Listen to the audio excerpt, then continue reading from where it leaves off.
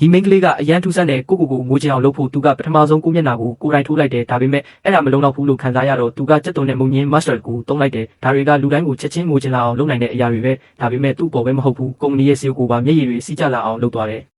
တကယ်တော့ဒီမိန်းကလေးကသမုတ်တရားမျိုးနွယ်စု Ocean Clan ရဲ့မင်းသမီးတစ်ပါးပဲသူကတိုက်ဆိုင်မှုနဲ့သူရဲ့အသက်ကိုကဲခဲ့ဘူးတယ်ဒါပေမဲ့အဲ့ဒီအချိန်မှာသမုတ်တရားမျိုးနွယ်စုရဲ့တန်ရှင်းသောပစ္စည်း Either Say ပင်လယ်မျက်လုံးဆိုတဲ့ပစ္စည်းကအမားနဲ့မကုန်းသို့မဟုတ်မစောမကုန်းလို့အမည်မျိုးရေးထားတယ်စီရောက်သွားခဲ့တယ်ဒီအတွက်ကြောင့်မင်းသမီးကိုသမုတ်တရားမျိုးနွယ်စုကနှင်ထုတ်ခဲ့ပြီးလူကဘာထဲပို့လိုက်တယ် Either Say မရှိရင်သူ့မှာမော်စွမ်းတွေတခုမှအလုံးမလုံးနိုင်တော့ဘူးအဲ့ဒီတန်ရှင်းပစ္စည်းကိုရှာဖို့လူကဘာမှာလှည့်လည်ရင်သူမှသူ့ရဲ့အဆောက်အုံစီရောက်လာခဲ့တယ်ဒါပေမဲ့လုံခြုံရေးတွေကသူ့ကိုခိုးတူလို့ထင်မှတ်ပြီးလိုက်ဖမ်းလိုက်ကြတယ်ကြောက်လန့်လွန်းလို့မင်းသမီးကအော်လိုက်တယ်ကဲကြပါချက်ချင်းအံ့ဩစရာကောင်းတာကမကူကရုတ်တရက်သူ့ရှိမှပေါ်လာတယ်အံ့အားသင့်နေတဲ့မကူကမေးတယ်ငါဘလို့လုတ်ပြောက်သွားတာလဲမင်းသမီးကအရာအလုံးကိုအမှန်တိုင်းပြောပြလိုက်တယ်မကူကသူ့နှလုံးသားထဲမှာအေးဒဆဲကတောက်ပလာတာကိုမြင်လိုက်ရတော့အံ့ဩသွားတယ်